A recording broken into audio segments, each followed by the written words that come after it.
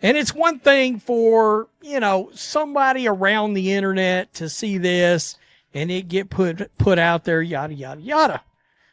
But now a couple of things has happened. Number one, this clip was put out by USA Basketball themselves. The official USA Basketball account just did something that should make every fan pay attention. They didn't post highlight dunks or game winners. They posted Paige Bueckers blocking a Caitlin Clark shot and sent it straight to millions of followers. This wasn't some random fan stirring up drama or a clickbait account chasing views. This was the official social media team making a calculated decision.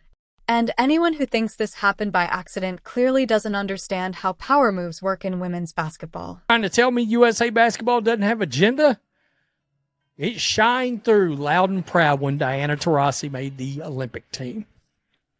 And Caitlin Clark didn't. Diana Taurasi proceeded to be somebody that was holding the bench down. At the end of the bench, not even able to play. Too old, too tired. Nah. Think back to how the 2024 Olympic roster played out. Diana Taurasi earned a spot while Caitlin Clark watched from home. What happened in Paris? Taurasi barely left the bench. She was glued to her seat while the team that claimed it needed veteran experience could have used the player who had just rewritten NCAA history and was dominating every WNBA conversation. None of that made sense from a basketball perspective, but it made perfect sense when you realize who's been pulling the strings. The Yukon Network has influenced USA Basketball for over 20 years, with Sue Bird and Gino Arima shaping many of these decisions. The Reese fans, the Paige Bueckers fans, they wet themselves, right? Yeesh. That's not something you want to think about.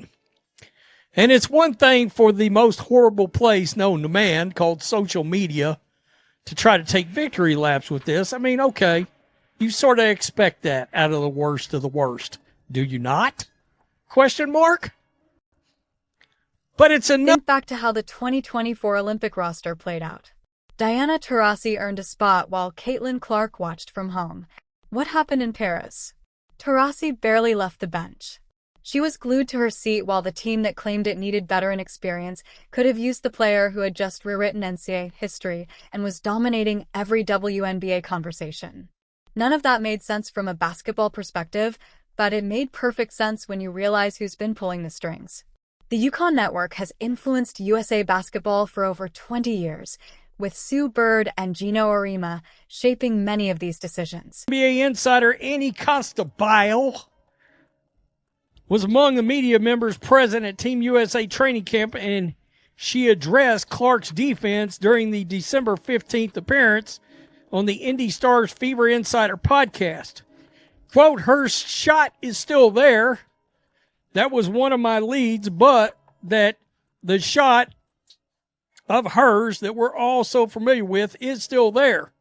Her speed was coming back, which I thought stood out. Obviously, her timing on passing, that was still impressive." Costabile said when I would assume Chloe Peterson asked her what stood out about Clark's Team USA performance. Think back to how the 2024 Olympic roster played out. Diana Taurasi earned a spot while Caitlin Clark watched from home. What happened in Paris? Taurasi barely left the bench. She was glued to her seat while the team that claimed it needed veteran experience could have used the player who had just rewritten NCAA history and was dominating every WNBA conversation. None of that made sense from a basketball perspective, but it made perfect sense when you realize who's been pulling the strings.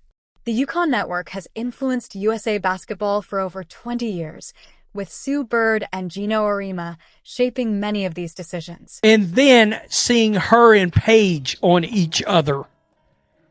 I don't think it's a matter of one versus the other. You're watching, kind of evaluating how these two players are going to operate together one day. And I think that was so more exciting than telling. I mean, it's funny. So we're going to take the one thing about Caitlin's game and we're going to go after Caitlin over it. You knew that was going to happen. This was going to happen. We're going to zero in on this one thing after she's been injured, played 13 games. Carter's analysis left out some important context. Caitlin played just 13 games after returning from injury last season. Only 13. She didn't have a full off-season to focus on defensive improvement because she was rehabbing. She missed key training camp preparation time while managing her recovery schedule. Then she shows up to a December showcase, still working through rust, and suddenly her defense becomes the main talking point that insiders feel compelled to dissect on podcasts. Meanwhile, Paige has dealt with serious injuries throughout her college career, including an ACL tear and a tibial plateau fracture. Yet no one questions whether those injuries affected her lateral movement or defensive instincts. The measuring stick keeps changing depending on who's being evaluated. They played like 3 times.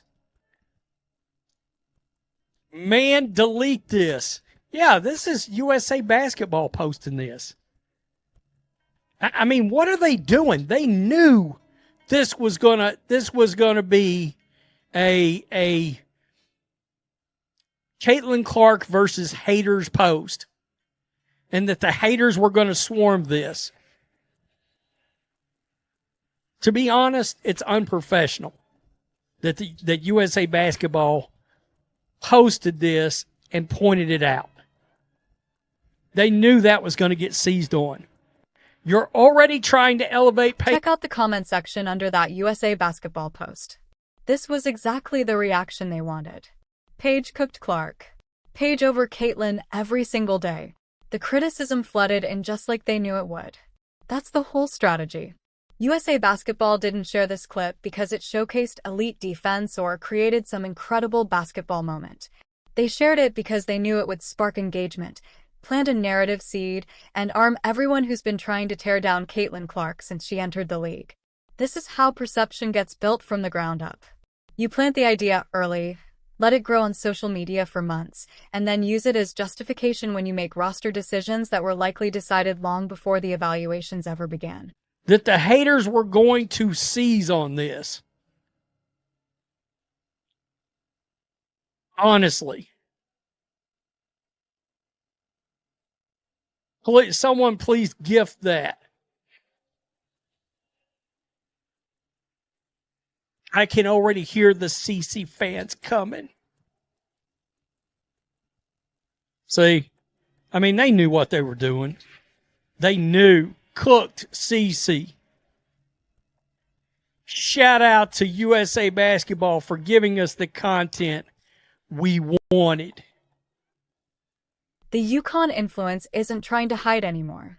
Gino Arima was hyping up Paige before she had even played her first professional game. Sue Bird has been the face of USA Basketball decision-making for years, and now media voices like Carter frame discussions around Caitlin's weaknesses while positioning Paige as the obvious future choice. This is how the system operates in women's basketball. Current performance often takes a backseat to preferred storylines and connections with decision-makers. Agenda. Propaganda. Tell me what you think.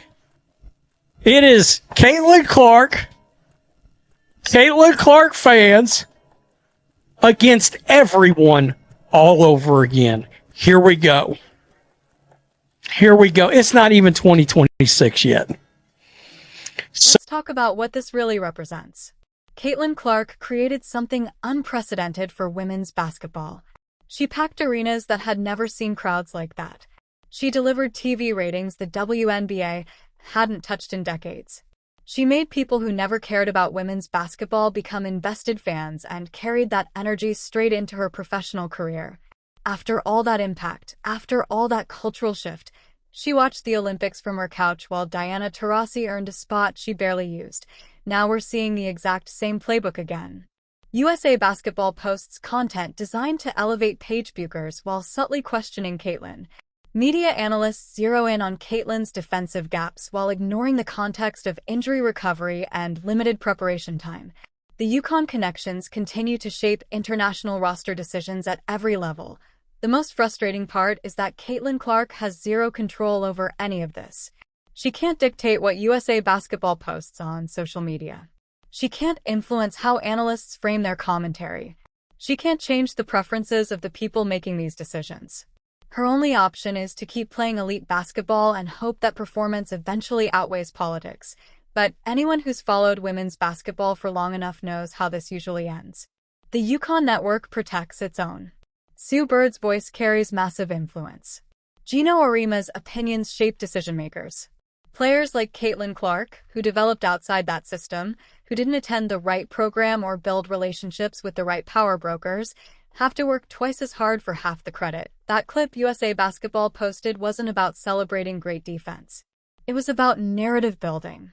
And that narrative will follow Caitlin Clark throughout the entire Olympic cycle, no matter how much she improves or how dominant she becomes. Because in women's basketball, politics often beats production. Pay attention over the next 18 months leading up to 2026. Watch how the Paige versus Caitlin conversation is framed. Watch which players get featured in USA Basketball content. Watch who gets the benefit of the doubt when roster decisions are made. Then decide for yourself whether those choices truly reflect putting the best team together or maintaining system control and rewarding loyalty. Caitlin Clark will keep doing her thing. She'll work on her defense. She'll lead Indiana. She'll put up numbers that make her impact impossible to deny. The real question is whether that will be enough to overcome institutional bias that has shaped women's basketball for decades. Based on what we've already seen, the odds don't look great. So here's what I want to know.